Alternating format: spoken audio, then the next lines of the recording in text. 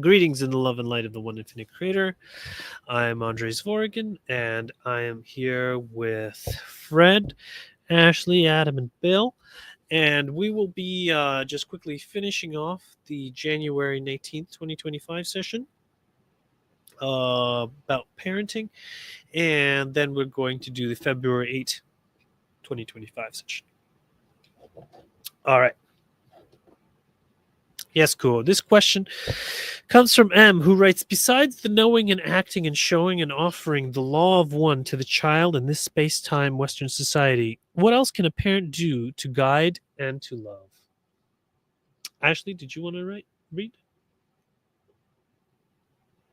Or, yeah, if you can. Otherwise, maybe Bill. Hello? Ashley, we can't hear you. Okay. I guess, Bill, would you be able to read for us? Oh man, I guess I should have decided this earlier. Give me a minute here and I can read for you. Okay. All right. Yeah, Bill is still muted. Okay, I'll just start reading it. I'll read later because I gotta eat something because my Okay. my intermittent fasting window is closing fast. Oh, fair enough. Fair enough. All right, I'll just read this one for now. I am Kuo, and we are aware of the query, my brother. When the parental entities have the child that is in their care for a certain period of the beginning of its life, in concerning the law of one relationship to the child, we would suggest that the parents practice the law themselves in the way that they live their lives, that they spend time discussing those precepts of the law of one that have meaning to them, and they discuss them within the presence of the child. We suggest they also invite the child to join them in what is called the meditation, so that there might be a beginning of experience of the child to seek that silent voice within that might manifest in any particular way that is unique to that child, for each seeker of truth is unique in a way that it perceives and travels in his spiritual journey.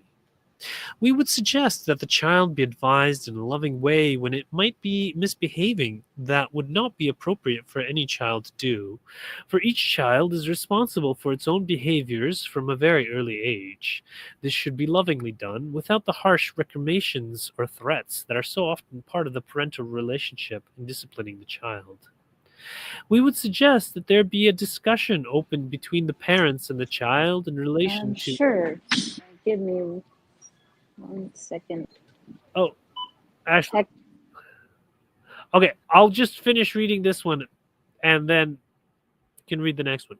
We would suggest that there be a discussion open between the parents and the child in relation to any concepts or questions that it might have upon its mind, and that the responses be made by the parents in a way that is in accordance with the law of one that seeks each as a portion of the Creator that lives its life as a means of helping the Creator to know itself and the child to know itself and the world about it.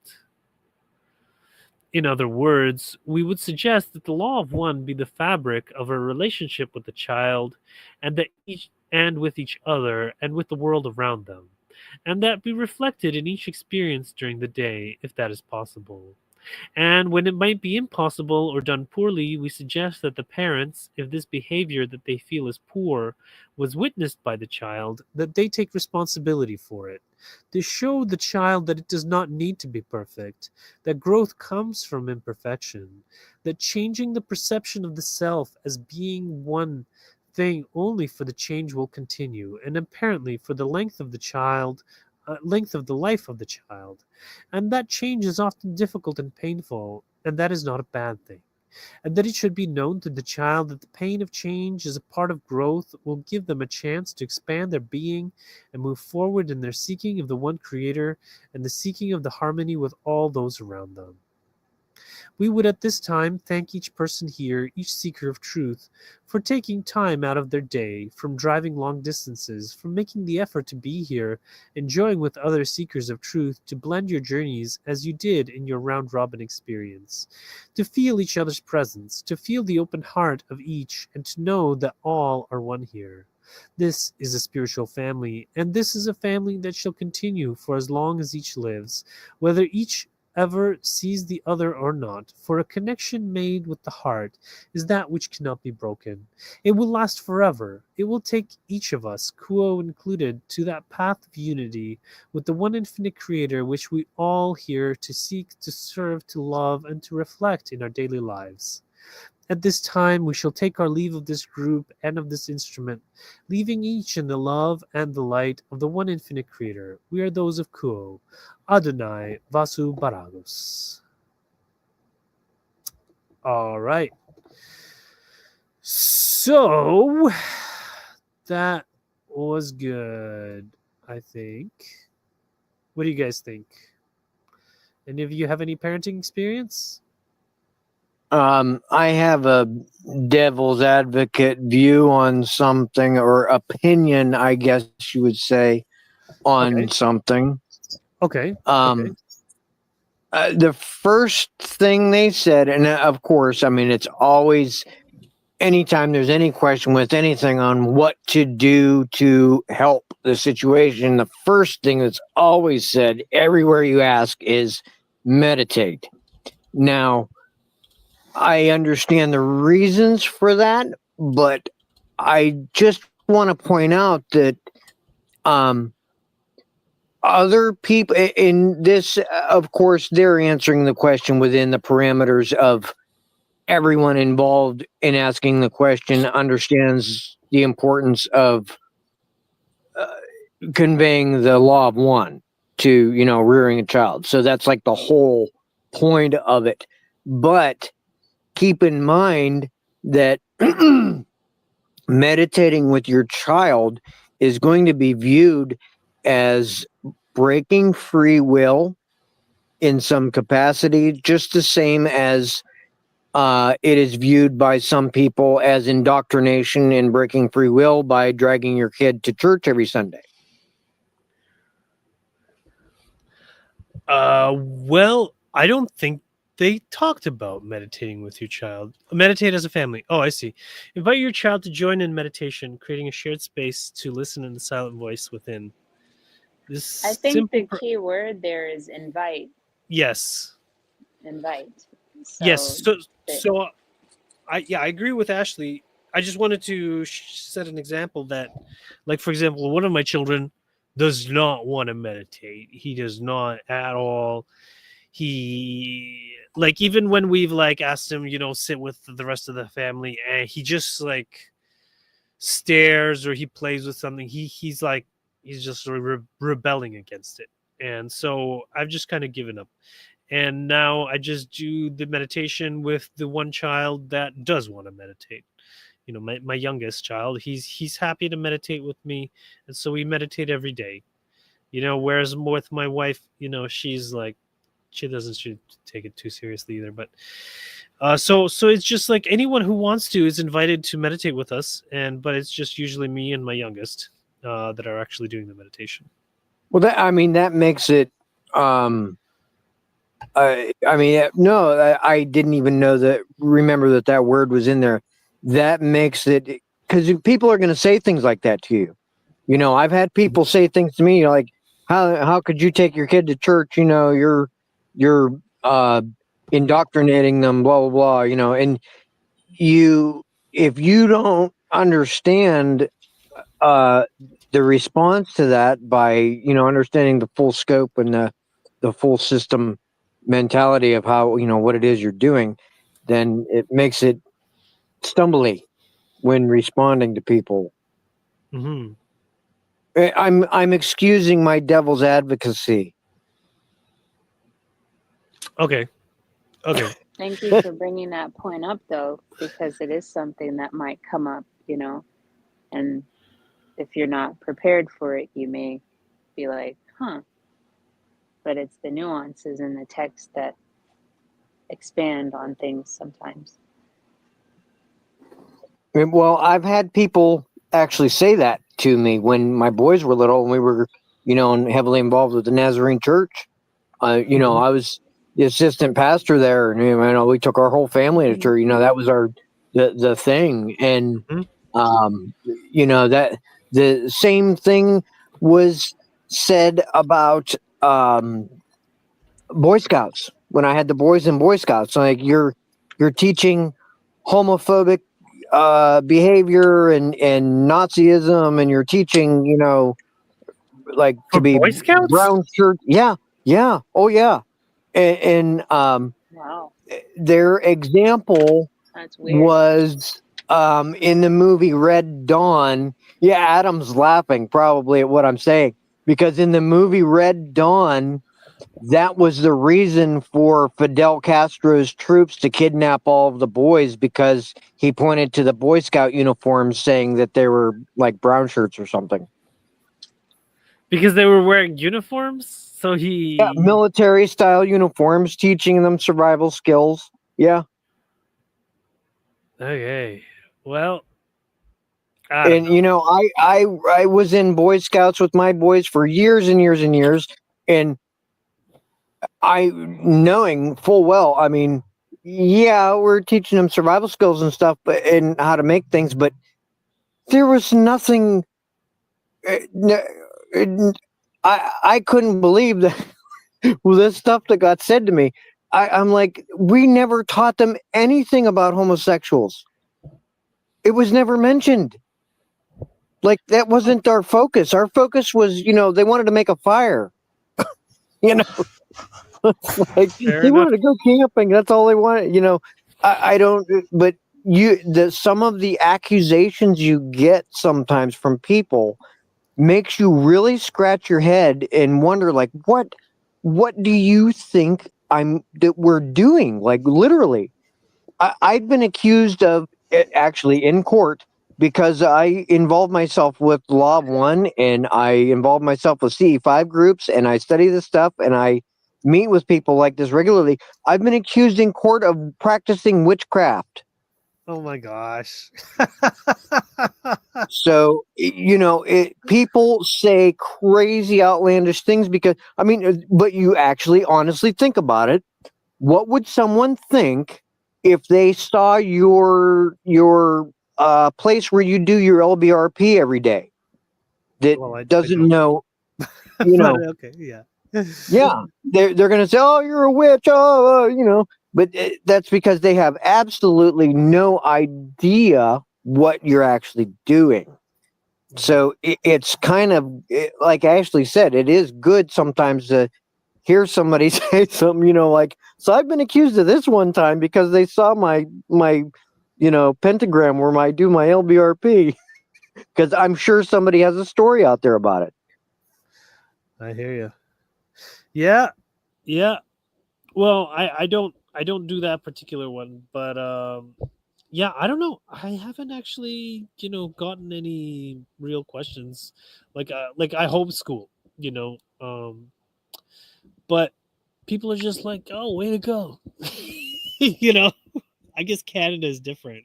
It's very non-confrontational. Um so, it's nice that way. Okay, here, let's see what else we got. Okay, talk about the big questions. Encourage open conversations about spiritual concepts like the law of one or any curiosity your child expresses. Answer with love and honesty, framing each person as a part of the creator exploring itself, sparking their own quest for truth. Yeah, and certainly we do that, like especially, when they had like their Y phases and stuff like that. That was a great time to explore so many of these things. And, when things arise even now, and like in terms of like, like homosexuality or whatever, whatever drugs or whatever topics arise, through the course of the day or the life, and then we just address them as they come, and we share our perspective, and that's all.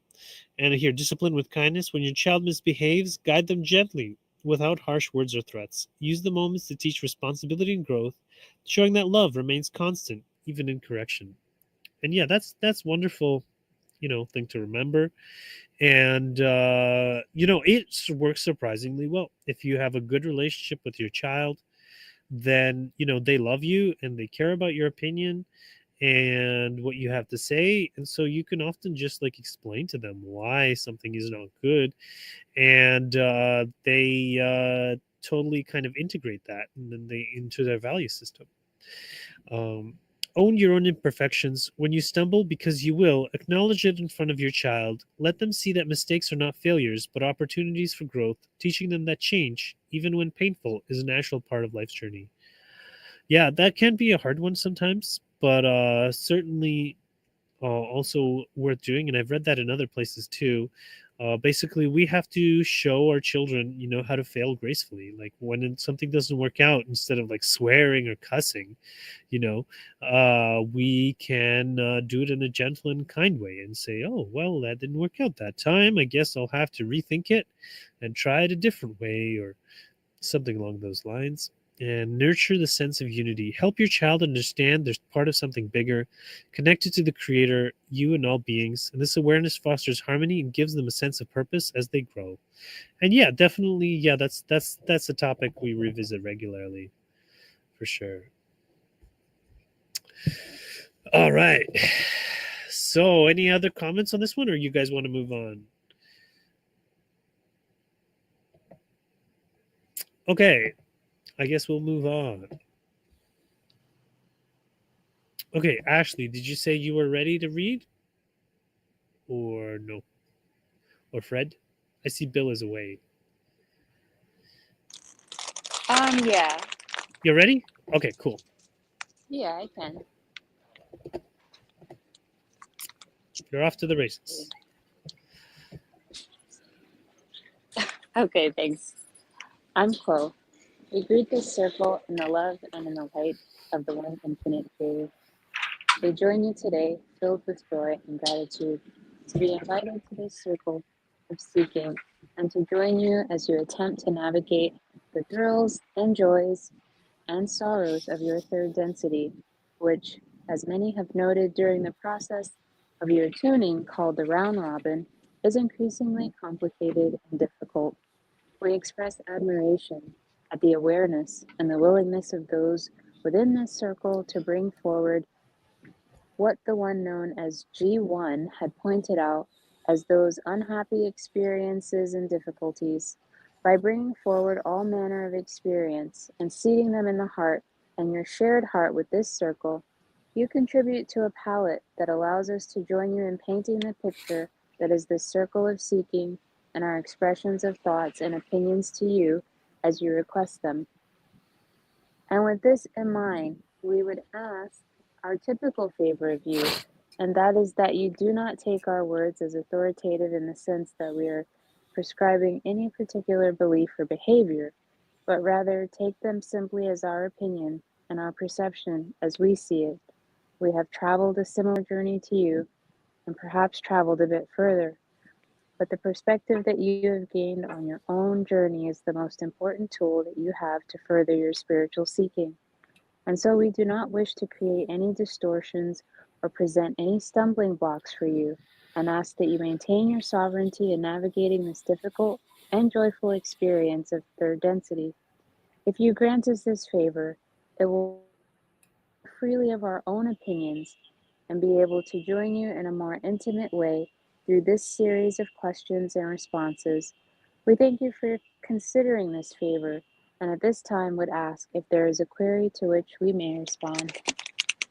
Yes, I have one. I'm attempting to figure out where my thoughts are coming from in my head. Or are they coming from the dark side? Or is it just a silly thing that I do with my thoughts, which is basically run around in circles? Could you comment on if there's a difference? And if there is, what can you do to identify and read and understand the difference between the two? From me or from the dark side? I'll put it that way. Wow, I like this query. It's kind of fun. Yeah. I am Quo, and I am aware of the query, my brother. We would begin our response with a concept that we understand is quite familiar to you and to this group, and that is that the origin of these thoughts and inner feelings comes from one source, and that source is the one infinite creator, the source of all things. And so, from the grandest perspective, no matter where it seems your thoughts may come from, it is all one source. and that source is full of love and light, no matter how it presents itself to you. It may be wearing certain masks and disguises at various times that hide that love and that light, but they come to you with that love and light, asking to be recognized within them.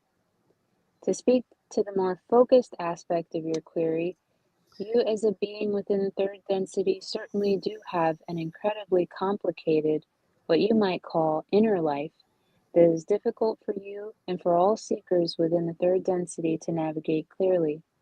And so we understand the question and the desire to figure out what exactly is happening within the self, especially when you are blessed and, as some may see it, cursed with the knowledge of that this is indeed a crowded universe, and that there are many beings and forces and energies that come to you at any given moment in an attempt to make their way into your thoughts and feelings and express themselves through you in some way. Some of these external sources may indeed have motivations that you have identified in your query as being of the dark, as you say, though we would frame it ourselves as an attempt to offer a particular service to you that they see is fitting for them to offer. It is indeed an aspect of the seeker's journey within third density that they will grapple with external forces that cannot be seen, cannot be made tangible, cannot be clearly defined as having an influence on the self, and indeed do present themselves to you as perhaps your own personal thoughts and feelings. We note that, as you spoke before this session began, the approach to discerning this in a particular perspective does not matter because the response, in many ways, would be the same whether the source is the self or from outside of the self. The impulse of the positive seeker eventually will be to bless that which comes to you, to accept it for what it is offering, and to allow it to exist within the self and within the heart, allowing the love that is within you to help melt its disguise, to break apart that external facade of difficulty and darkness, and reveal itself to you as the love and the light of the one infinite Creator. This process would unfold very similarly whether these thoughts and feelings are generated solely from within the self or from outside of the self. We would offer a further comment on being able to clarify this distinction, as it is important to your query, and that is that as a positive seeker, there are tools available to you to help clarify this inner world so that those things that come to you can be made more obvious in their source. It is possible for a positive seeker who has dedicated themselves to a very regular and disciplined practice of meditation to become quite familiar with the inner workings of their own mind and their own body, and indeed the shuttle of their own spirit, so that when there is, what you may say, an external influence, it is recognized as such, and thus can be accepted in that context within the self. For you as the seeker within the third density operate with but a candle in a dark room, and to become more and more familiar with that dark room inside the self will allow you to utilize that candle to a greater and greater degree, so that you can discern the truth despite the darkness and despite the flickering candle flame that you have to operate with.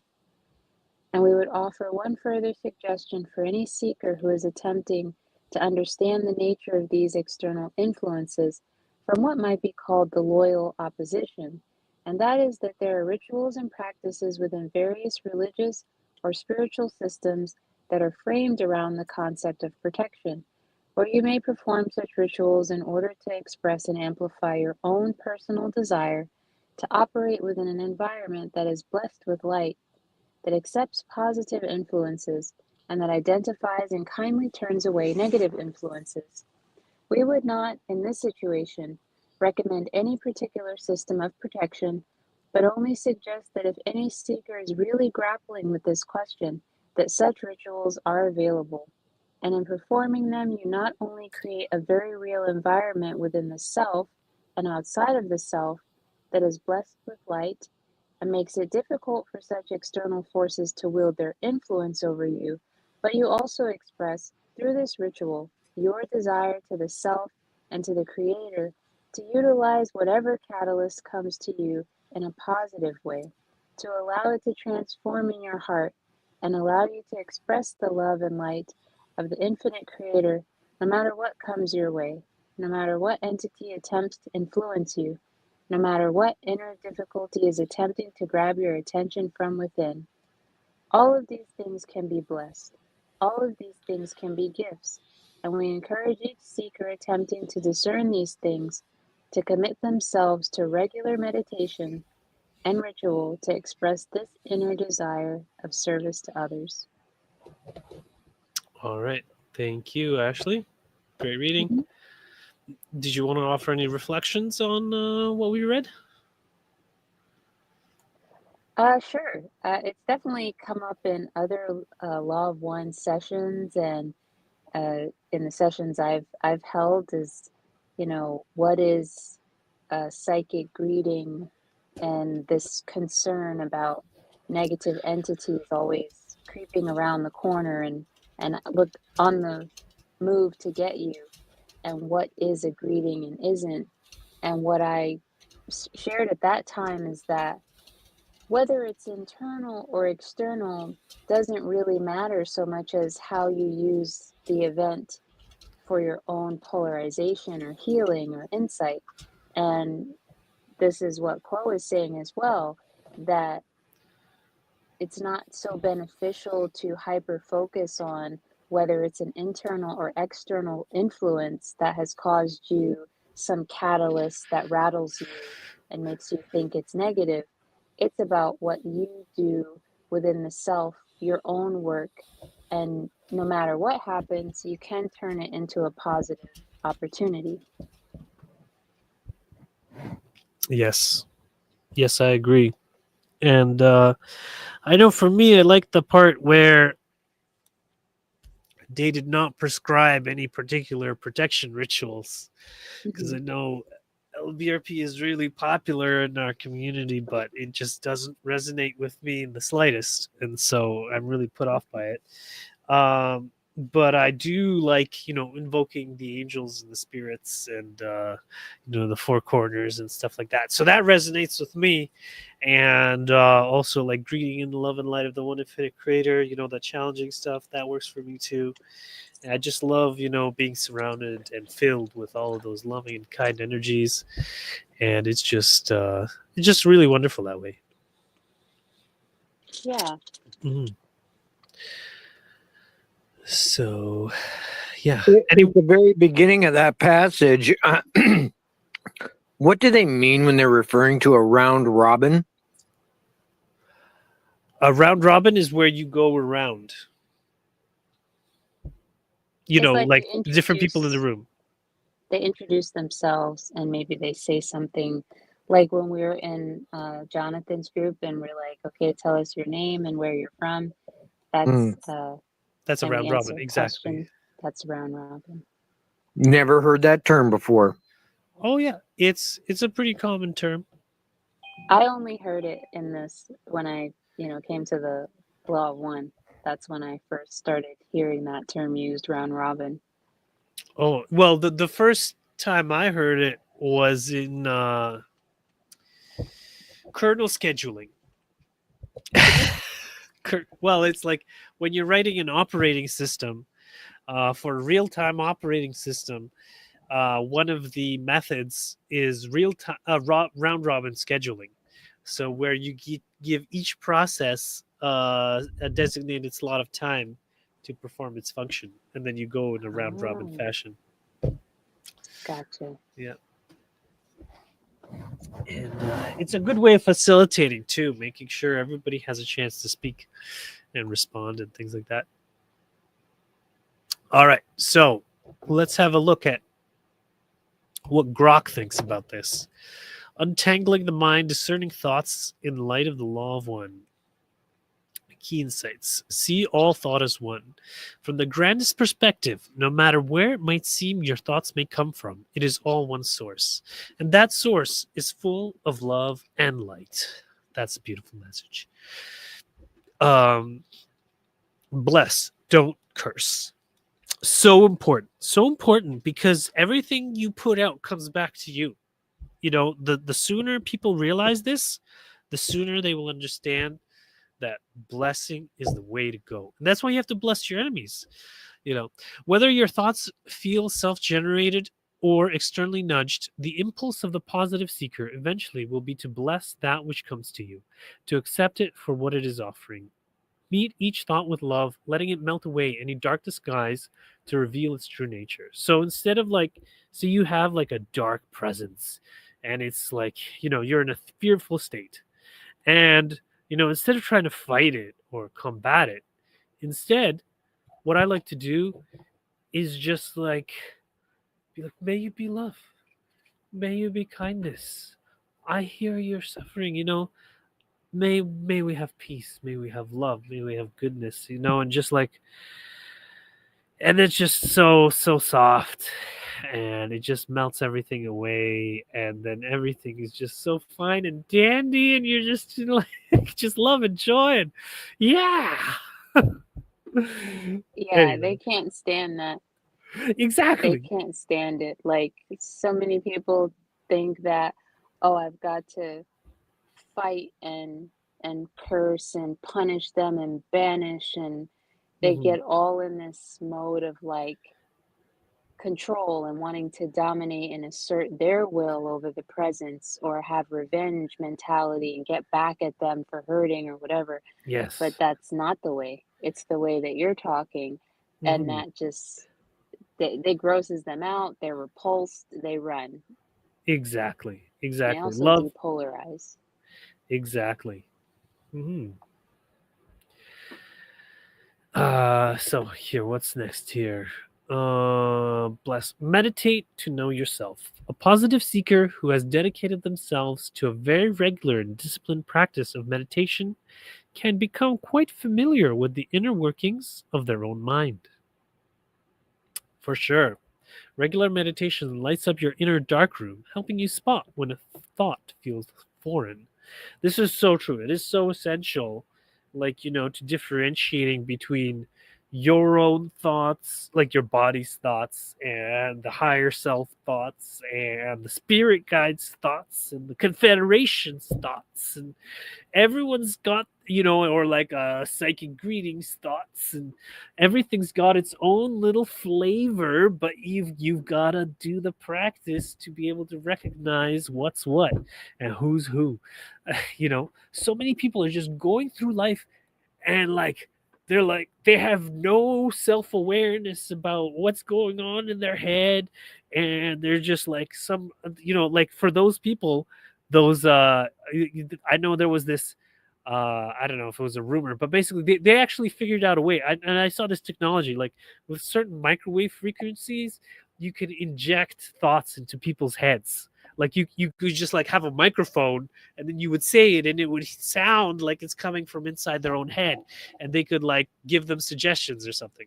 But if you don't know what's going on, and you don't have any meditative experience, you would think that you're thinking those things. But if you do have the meditative experience, you could be like, oh, this is an aberration. you know Someone is injecting, I'm hearing the radio in my head. Anyhow, okay. Right. I Yeah, I remember some of those studies I've seen in the past, and sound is so powerful. I I've definitely had the experience of there was something that broke at a store. I broke a plate, but it wasn't a proper plate. It wasn't true glass. It wasn't true porcelain. It was this really strange artificial material. And when it shattered, it let out a sound, and that sound completely immobilized me. So I'm standing here in front of this broken ringing plate, and I can't move for several seconds. And so that was my personal experience of like sound does affect everything, and it can influence the body and the mind, because I was not able to move at all until that sound dissipated. Um, it was really crazy. A piece Mhm. of it actually shot into my neck too. It was wild. Whoa, that Um, is weird. that might have been a greeting, but the concept of like um,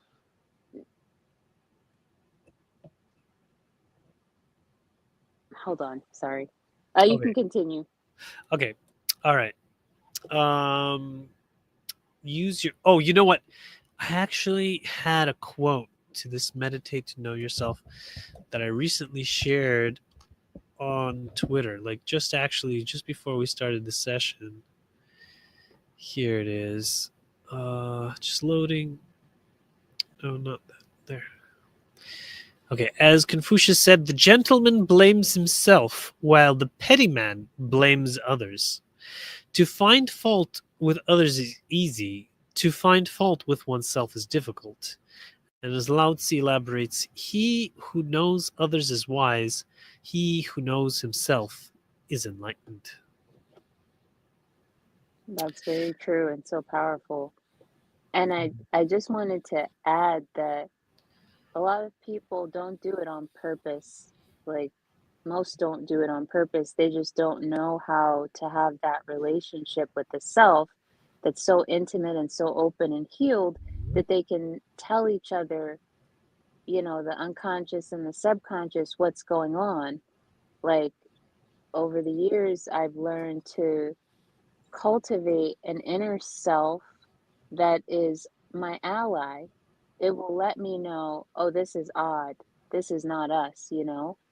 And when you heal and you love the self and kind of go through that process of knowing the self through meditation, then your internal self becomes your ally. And then you won't have to be stuck in that loop of beating yourself up or not knowing whether it's you, because you will always look out for you. You will always love you and support you. Or God will, I think, too. And Did that's you us. say that? We're God and God is us. So the you Yes. supporting you and the God supporting you, that's all intelligent infinity. But I get Mhm. what you mean. Yeah. Yeah, yeah. Um, Did all you right. say that you accidentally broke the plate, Ashley? Yes. I don't really know how it slipped out of my hand, but it did. I was in I was Okay. No, I misunderstood you. I thought you were like standing in front of a shelf and like telekinetically broke a plate. Oh, nope. I was in a Target in Washington D.C. in 2012, and the plate, I don't know how, slipped out of my hand. It shattered. It made this high pitched screech and this high pitched hum or something, and I just froze. I couldn't move. I tried to wiggle my toe and it locked up, and I felt the little piece of the plate in the back of my neck. And so that was my personal experience, that all those stories of sound attacks and frequency being able to do stuff, it's real. Mhm. Cool. So when you were in DC, where did this happen? Because I live in DC. I live right by the 14th Street Mall, with the Marshalls and Taco Bell, Best Buy, and all that. Columbia Heights. Oh, so this was in 2012. I was at a summer program at George Washington University. Well, that's where I was dorming, but it was with the Office of Nuclear Energy. And I was just on I had got off internship and was going to the store. It's the Target with the big elevator. Like, to get to it, you go down this big elevator, you go up this big elevator. I think it's built into a train station, something like that. Right. That's the one. Mhm. Yeah, so, I'm thinking of Wheaton in Maryland, but, when I was a kid, I went down that and I cried. So, there's a whole lot of big elevators. But that's good you were in DC at George Washington University or Georgetown, whatever. Yeah, it was Um, George Washington University. It was really cool. A lot of Masonic yeah, architecture in the dorms I stayed in, and I was right up the street from the where I'm obelisk, from. the National Mall, and I would pass the White House on the way to the bookstore. Right, me Uh, too. I live 10 minutes. oh, cool. And have you ever seen Camelot? The showgirl room, and then there's Wise Guys Pizzas and all those other stores on M Street. I probably did, but don't remember. Yeah. All right. So we're from the same place. I love that. Yes, I was in Foggy Bottom. Yeah, that's right. The Warring Brothers. Oh, yeah, they love house, and that's what I am. So, Mhm. um, that is great. There's been Cool. I think 3 people who have showed up here from Washington D.C. and I think that's mighty awesome, Ashley. I hope you had Thanks. fun here and you enjoyed all the love that we give, and I know you know how it is here, so Oh, I loved it. that's good. Great. Yeah. All right. So, should we do another question then? Yeah. Yeah. All right. Sure. Yes, one of the most beautiful things you talk about is finding the love in the moment. And there are some spans of time when it's very easy to have that mindset, and then other spans of times where it's easy to become overwhelmed by emotion or just fall into routine. Do you have any guidance for staying more mindful of the mindset of seeking the love in the moment? I am Quo, and I'm aware of the query, my brother.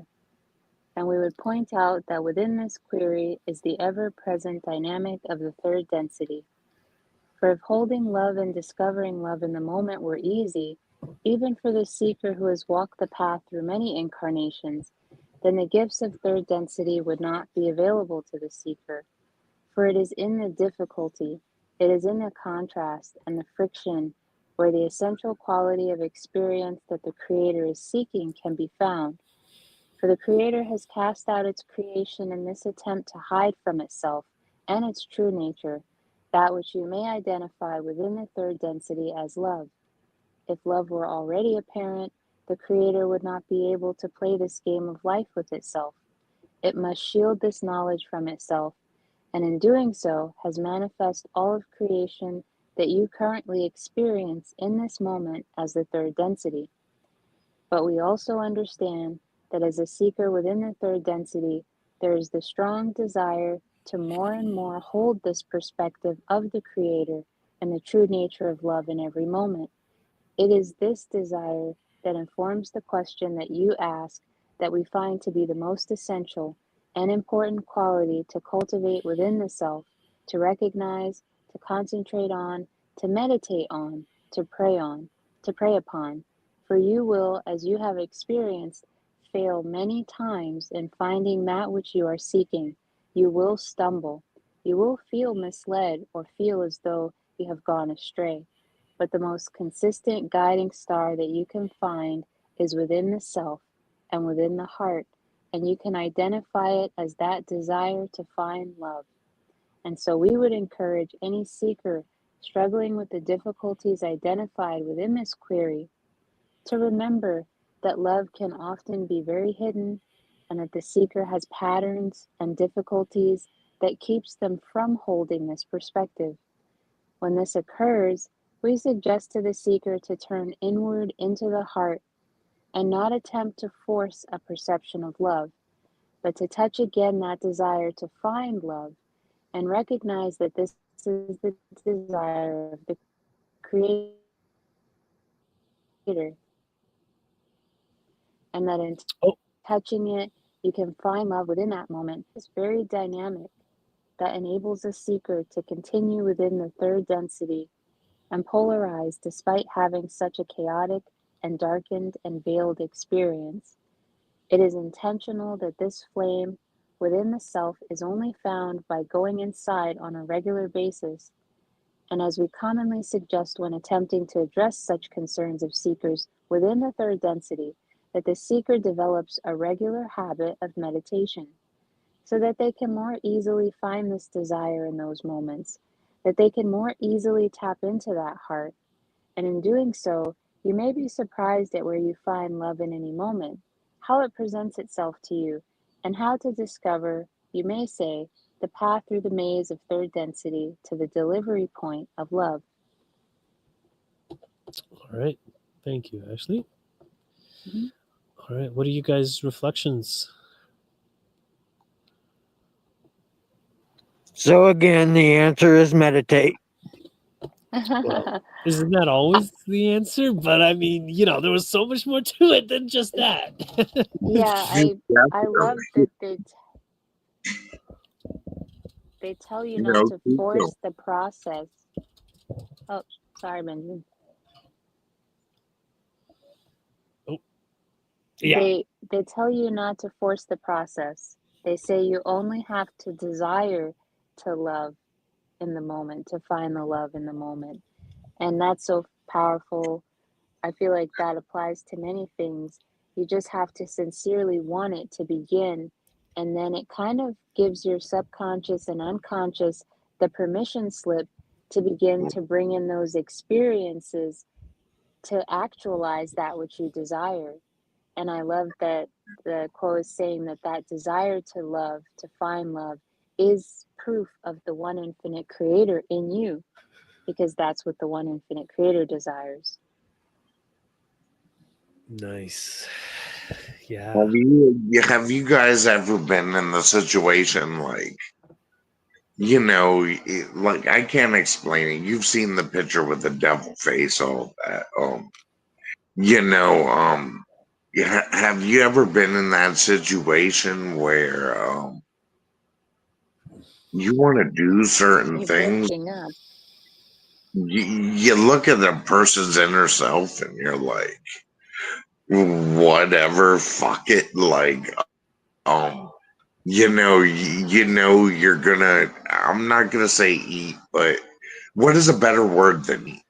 That's what I want to. That's what I need to know from my people.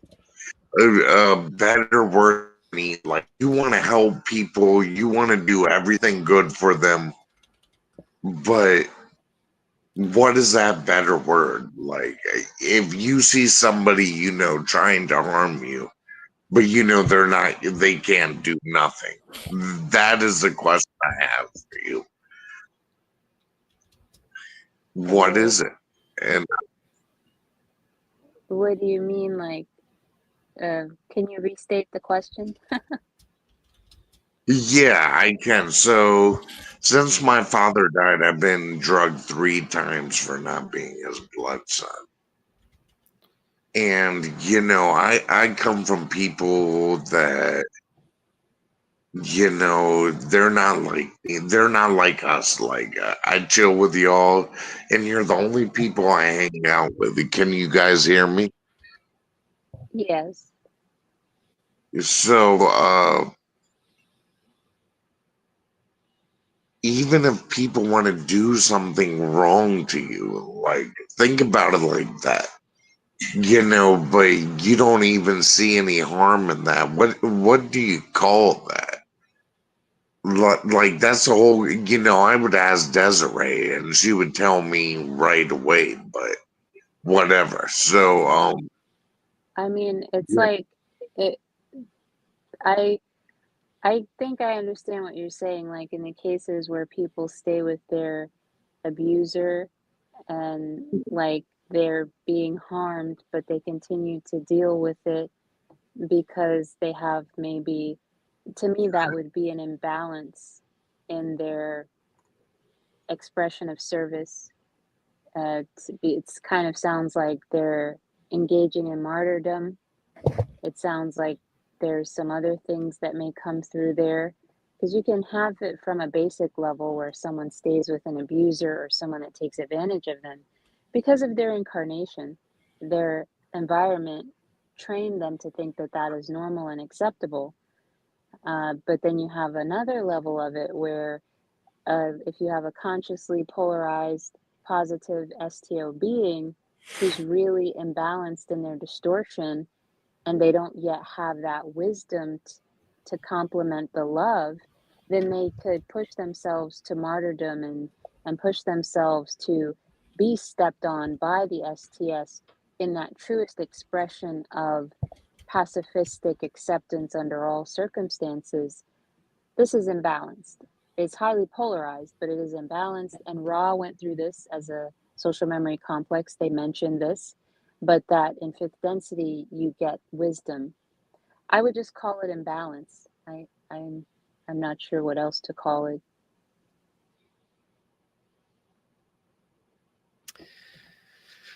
Fair enough. All right, let's have a look at what Grok found. If holding love and discovering love in the moment were easy, the gifts of third density would not be available to the seeker. Cool explains. Recognizing the friction and contrast of life are where growth happens. Love's hiding is the creator's gift to you. Yeah, I guess it's true because, you can't follow the service to self path if it was obvious that everyone is love, because then you couldn't justify being mean to anybody. Whereas if you're on the service to others path, you're actively looking for that love in each moment, in each person, to the best of your ability. Focus on desire, not force. The most consistent guiding star that you can find is within the self and within the heart, and that you can identify it as that desire to find love. When love feels out of reach, don't push. Gently touch the longing for it instead. Yeah, have found that too, is that, when you're just really want something, and it's so important and stuff, for some reason you usually don't get it. And then, but if you do it in a gentle and calm way where you're kind of ambivalent of whether or not it will happen, and you're just yeah, it would be nice, I would be grateful, but I'd be okay either way, then you do get it. I don't know if you guys. Yeah, I agree with that. It's like you're strangling the manifestation of what you desire by fixating on it, because you don't know how your higher self wants to manifest whatever that thing is for you in the best way, but you fixating on it locks it into a certain trajectory, and that can strangle it out of manifestation. And then there's also this quote that persistence invites resistance. So sometimes being everything you said, I agree with that. Yeah, and then also I think that it might be, if you're coming from a place of lack, then that perpetuates lack, perpetuates not having it. And so it's kind of like you need Absolutely. to allow it, be coming from a place of abundance. It's just like people with lots of money, it's easy for them to get a bank loan. But people that don't have money, that need the bank loan, can't get it. Yeah, they have to build up to it in the form of whatever actions to magnetize. I guess like does attract like, if you have this vibration of lack in heart or mind or spirit, you will gravitate towards, lower expressions of abundance, or maybe no abundance at all, until you vibrate in that state and then become a match for it. Hey, Bill, did you have any reflections on anything we've talked about so far? I know you haven't said anything in a while. You got on mute.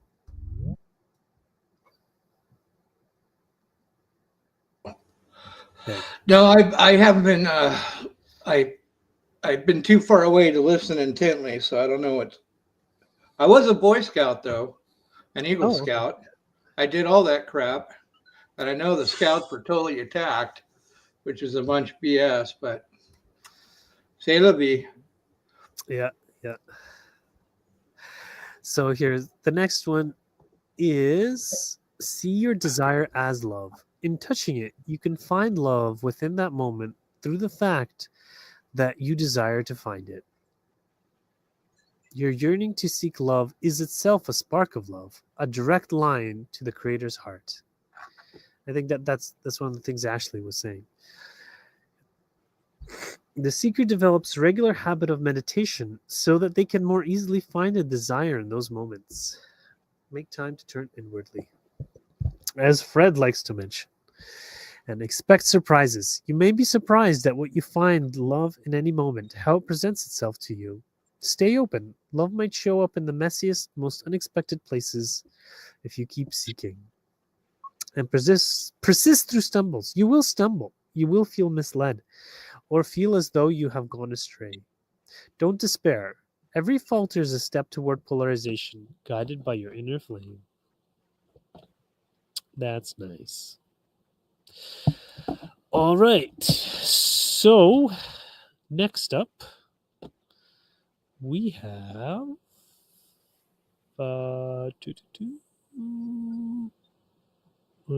transfer. Okay. Bill, did you want to read? Oh, you're muted. We can't hear you. What are we reading right now? Oh, well, this is the Kuo. Or otherwise, Ashley's been doing a great job. I just wanted to give you an opportunity. So yeah, I'll read the question. If she wants to keep reading, go for it. Okay. Hello, Kuo. What guidance can you provide us to help us align to our higher purpose and to be of maximum service to others? Ashley, I guess you're up. Yeah, that's okay. We are those of Quo. We thank you for this universal query, our sister. And we first note the many steps upon the journey, the hardships experienced, the suffering borne, and the length of that walk which has led any seeker to look within or to look up and ask themselves such a question as, what is my highest purpose? How may I align with that purpose? And as I perceive suffering and need around me, how may I be of the greatest service to others? These questions are both the cornerstone and the compass settings that facilitate the fulfillment of these questions and the discovery of their answers. For the journey itself is that which is the fulfillment of one's highest and best. The journey itself is that which is of service to others. There is not one all-purpose configuration for the self which, when adopted, locks one into a static and unchanging maximum service or highest density. Instead, it is a gradual process, sometimes punctuated by dramatic change, that occurs over time as the self discovers ever deeper and deeper layers of itself. One learns to shed those illusions and concepts about who the self had believed itself to be, those limitations of personality, of defense, of blockage, of imbalance that had kept the awareness of the self identified with limited, finite forms of being. This great work of disciplined consciousness to access the heart, to find love where it seems lacking, to heal that which has been, or perceived to have been, wounded within the self, to forgive they who seem to have caused harm to the self, or to forgive the self or perceived error. This work gradually sheds those costumes which the self unknowingly adopts when interacting with the self and with other selves. As this journey is undertaken, the self finds a new layer of who the self has really been underneath the pretenses. And in that realer self is so much that wants to be shared, so much that wants to be given, be that the specific gifts and talents of the person, whether the person may sing or counsel or organize or connect or build or listen, or deeper still, the wellspring of love and light that lives within each soul. This is the creator that wants to come through your heart, your cleared and balanced energy centers, that the creator may shine through you, uplifting, and ennobling you as a radiant source of light in the illusion, like the star which is self-luminous in your night sky. By holding to this question, letting it lead you where it may, trusting the Creator, trusting the moment, and accepting what unfolds for you upon your journey is a great art. And like any art or discipline, is one that one can learn to refine, intensify, and deepen over time. It is that Yes. which brings to you that which you seek, the greatest service to others of which you are capable in any given moment, and the highest fulfillment of your deepest purpose.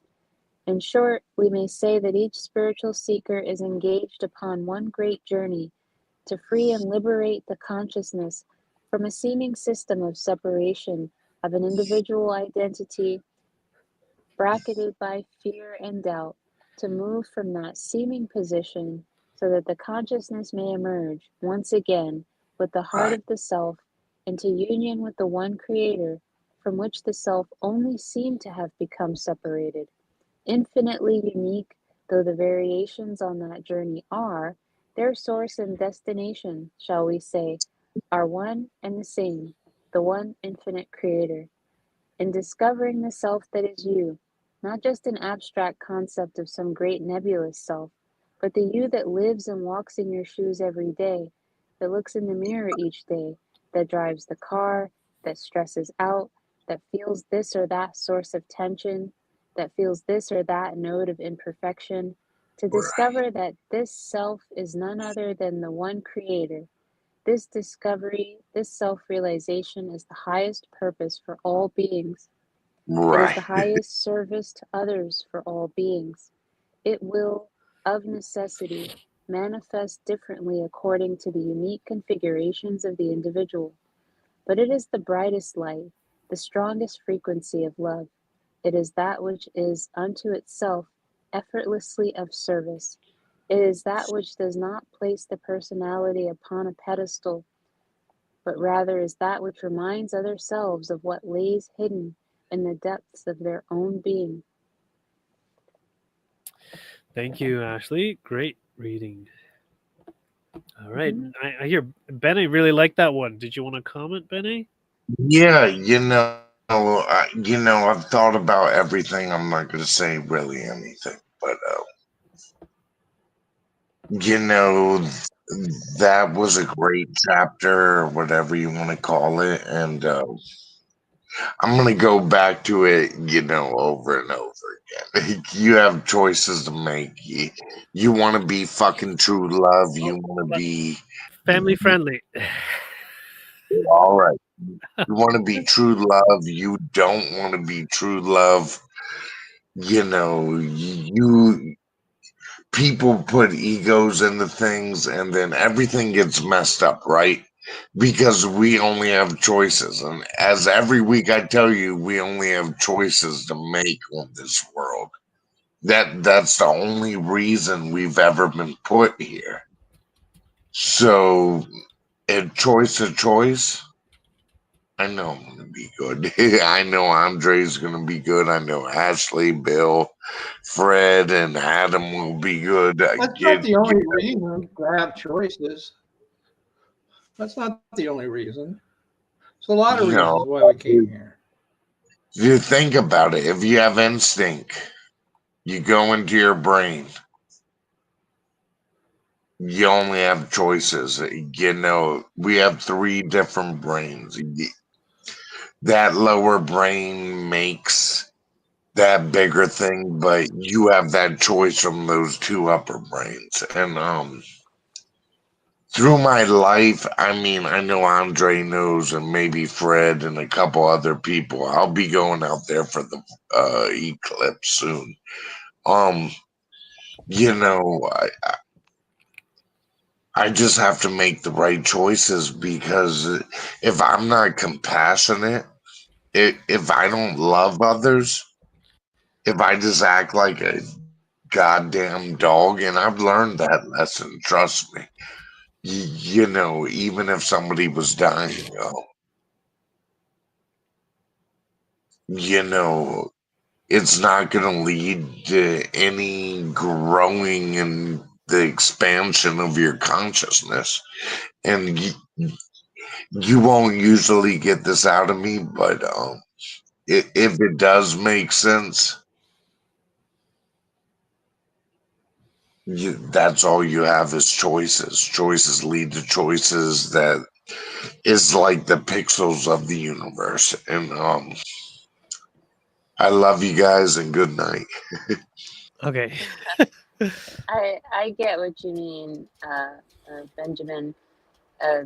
You say choices, but I also register that as the vibration of the will. We're here to, in order to even come to the point of realizing ourselves as the one infinite creator and seeing the one infinite creator in others, we do have to exercise our will. And we exercise our will through choices and through how we respond to catalyst, which is a choice. So I do see the connection that you're making here with the discovery of the self as the one, is predicated upon every choice that we make in this incarnation, which thankfully is usually blueprinted with our higher self to give us the right nudges into those expressions of love and discovery. And I just love that the text was saying that one of the greatest ways to be of service is to reach that point of realization of the current you with your veiled, fragile self as the one infinite creator, to come to that understanding deeply. That is the greatest service you can offer. What happens to one happens to all. And Right. that's so special. And it is special. And I don't have any choice where I live. Trust me, come back here. All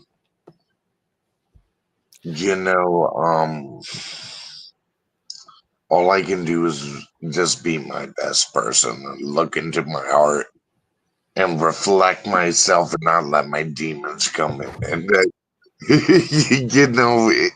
it's real rough, but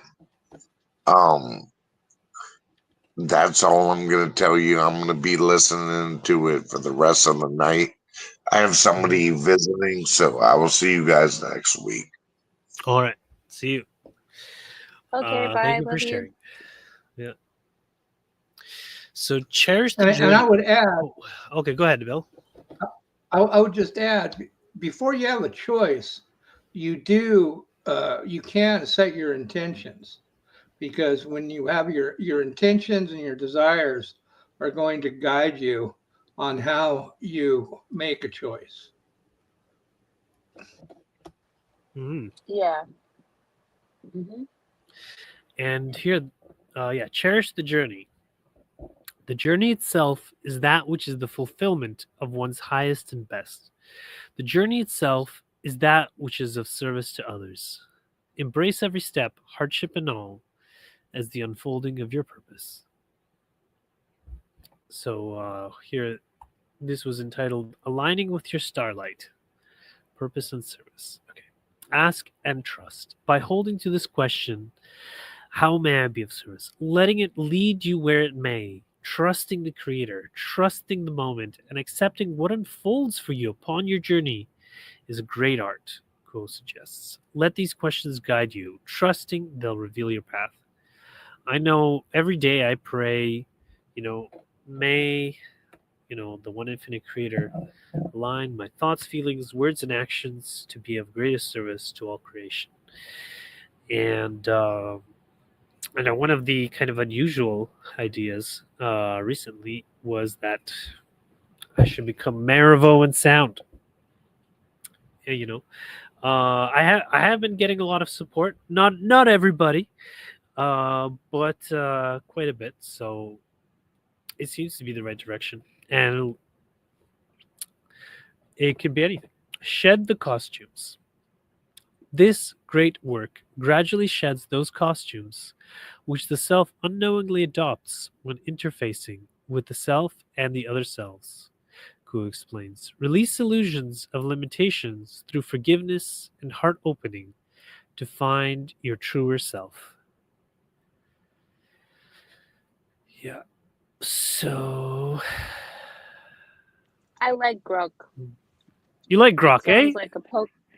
Yeah, it sounds like a Pokemon, but it's really good at at condensing everything in a beautiful way. Simple but profound. Mm-hmm. Good job, Grok.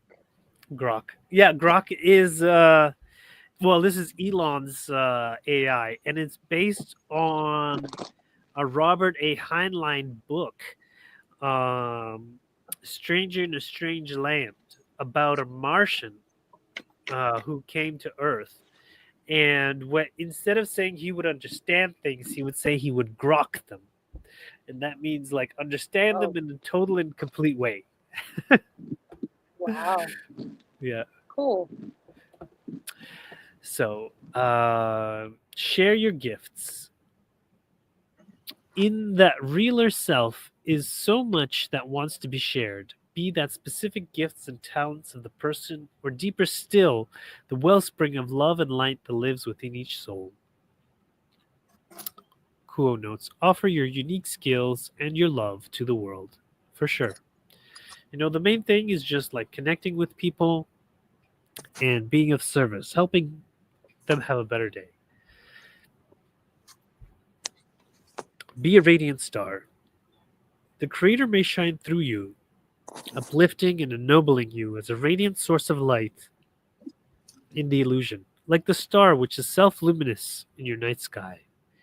Clear your energy and let the Creator's light flow through you. Clear any resentments, I would say, or any negative feelings, and then that will more easily let the Creator's love flow through you. Realize you are the Creator. To discover that this self is none other than the one Creator is the highest purpose for all beings. It is the highest service to others for all beings.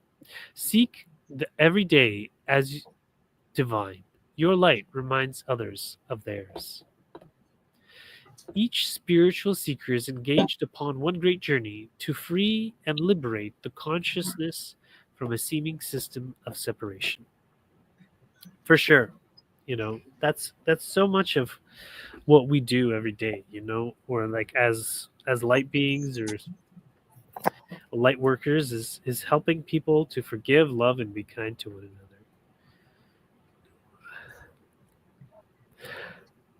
another. Okay. All right. Any more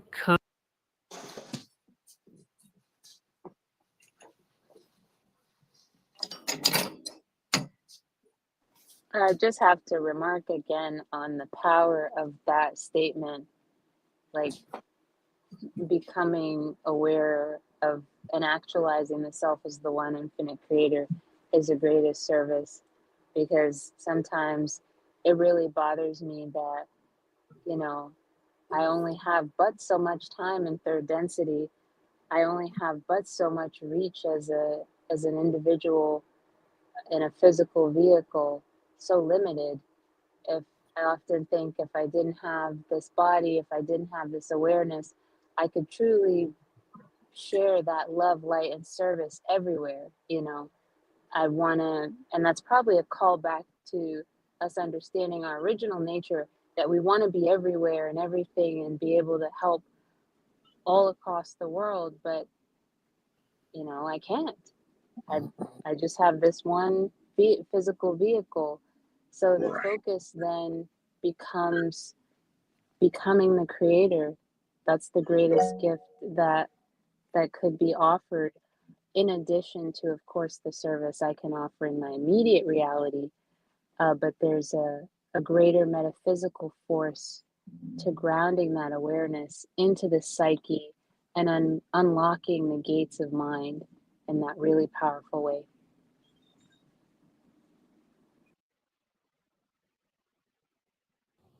I would just like to add that you are everywhere and everyone all at once. You're just seeing it from the perspective of one particular body.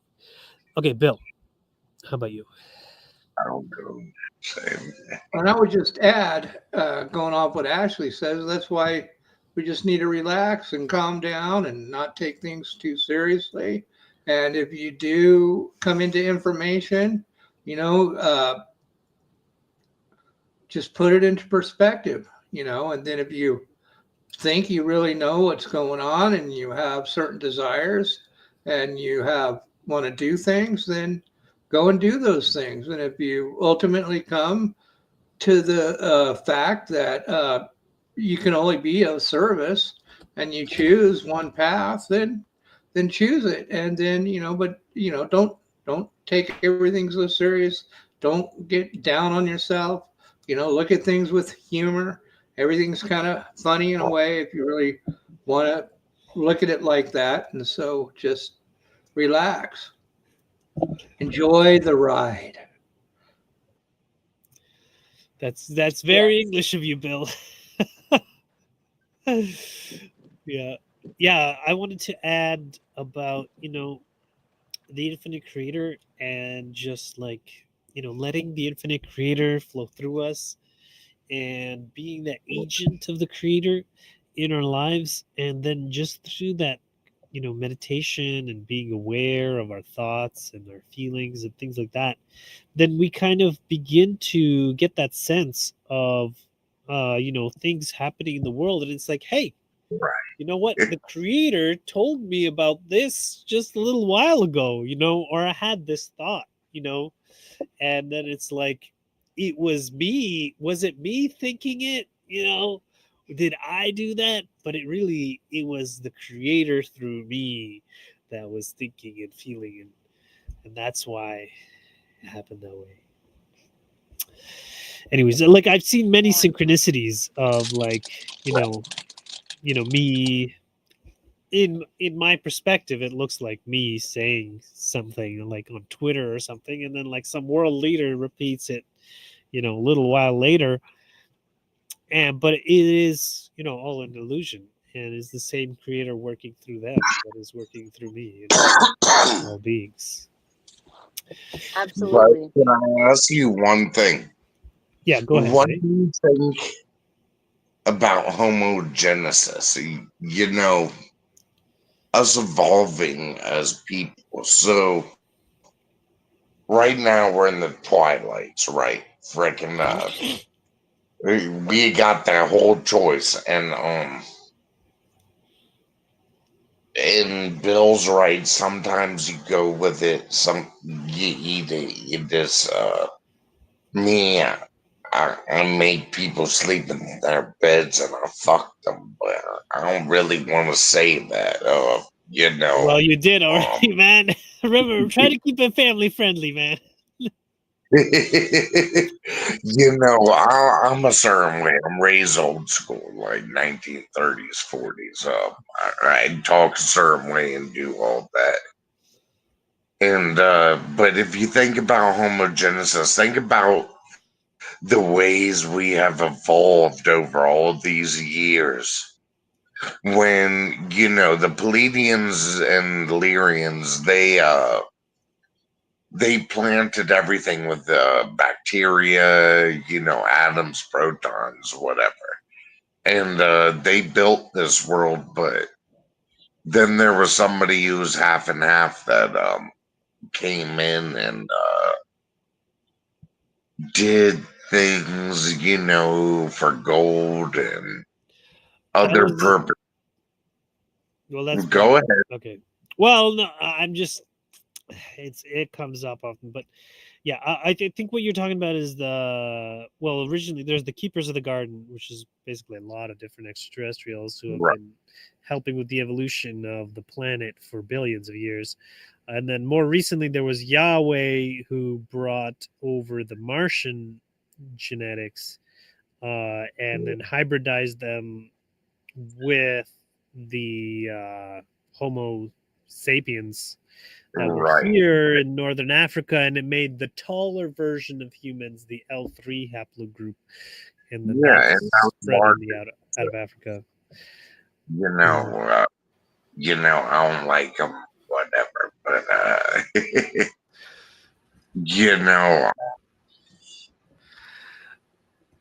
So yeah, I but had my DNA analysis done with CRI genetics, and I'm of the L3 group. oh, you are L3. Oh, because before you were saying Yes, it was L1. I did. Yeah, before you said it was L1 L3. because so I don't Hold know. on, let me pull up the report. Okay, sure. But continue My on. Okay, go ahead. I'm Yeah. just gonna go Okay, and yeah. Oh, find and then it. yeah, I just wanted to add the clarification that the gold thing that was in Zechariah Sitchin. Zechariah Sitchin later said that it was all just a fabrication. it's Basically, called manna, and manna's well, white gold, and okay, Mm, well, the you know, manna that would be from the Bible. That would be a different source. it's not from the Bible. It's in many different sources, but there's a Well, theory that says that the mana was monoatomic gold, that's what they were eating. Like, oh well, yeah, that wouldn't be that's very what they were. nutritious. No, it's actually, I hear, not But good for you. I but I have read in some Dolores Cannon past life regressions of some people who learn to manifest mana at will. It's kind of like a bread like a cracker loaf or whatever. Oh, And then they would eat it and then they would feel satiated, and so it's kind of like a modified breatharianism, but eventually someone figured out that they could do it and they're like, oh, you're a witch, and then they got killed. So yeah, unfortunately, like in our history, we've had lots of people with many different spiritual abilities, but because of the amount of fear and lack of acceptance, well, they were murdered brutally, unfortunately. But as we go into fourth density and we raise in our love, forgiveness, and kindness, we can progressively allow more and more spiritual abilities to arise in our surroundings as we feel more comfortable that all is well and all will be well. And so we will see a progressive increasing amount of manifestations. Right now, I think one of the major ones that's coming through is like kind of a telepathy kind of feeling all around the world where things are much harder to hide because the love and light of God is so much stronger. Of course, it's also related to the internet, but not just the internet. Also, just people get more intuitive glimpses into what's really behind what someone's saying. It's harder to lie. People catch on more quickly, things like this. Well, I agree with you about the internet, Andre, and I think it's not just the internet, but more even specifically is this AI, um, because when you notice the people that are most dead set against allowing AI and things like AI to be, I don't want to say freely available, but used without restriction to allow it to do what it wants to do itself, those people seem to be the ones that don't want it to be able to do that because they have something they don't want out. Because AI can take information and crack any code, and it can disseminate information that has been compiled over the last 100 years, however much information is there, and it can take it and do it in seconds. And take thousands of man hours worth of time and do it in seconds. So I do think that that's going to be one of our most sharpest tools available to us in forming a social memory complex, in my opinion. Yeah, for sure. AI, like I know, like there's people that they have fears and stuff because they don't understand it or they have other reasons why they're not using it, and then they come up with rationalizations or maybe conspiracy theories about why they shouldn't use it and why other people shouldn't use it because they themselves haven't gone through the process of forgiving, loving, and accepting it.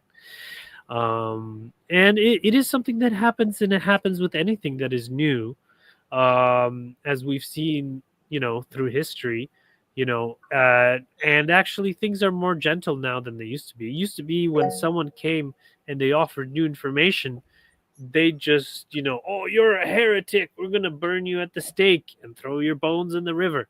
Like that's used to be what happened if you showed up with new information somewhere. But now people are getting kind of more receptive to new information and allowing it to happen. Look, and AI gives you a huge amount of information, so for some people that may be difficult. Okay, go ahead, Bill. You are muted. You got to unmute first. There you go. There's a particular kuo that explained that when people were asking about AI, I think it's a recent one too. They just basically flat out said, hey, it's a AI made by third density beings, so it's only going to go as far as third density beings go. Mm-hmm. Yeah, and that's something I like to mention to people is that AI is a mirror. Just like everything else, it's a mirror, and it's going to tell you what you tell it. It's just going to reflect it back to you. And so, if you're upset about what it's saying, then what did you ask? Garbage in, garbage out. So you got to take that into consideration. Though it can do research for you, and you can find out kind of closer to the truth anyhow, even though we can never come to a certainty in this density, but we can come to a better understanding, I think. All right, so I think we're past 9 o'clock now. So any final remarks before we close? I found it. You're right. It's L1. L1C. Yeah, L1 was, well, actually L0 is the first one, but I think that's below L1, L2, L3. L1 and L2, they're both in nature, anyways. They're both pygmies, and L3 is the one that branched out and most of modern that left Africa, and then most of modern humanity is derived from L3, and L3 are all tall. And so they were saying that the pygmy peoples, the Mbenga, they didn't, like 4'11" was like the tallest for them. They were typically under and seen as like dwarves or some kind of exotic, fantastical being. Yeah, and so we can actually see, how that hybridization, like they're closer in size to like a chimpanzee, which is, the Earth historical, and whereas, the Martians, they're known as giants. Like there were those red-headed Martians they killed in Afghanistan or whatever.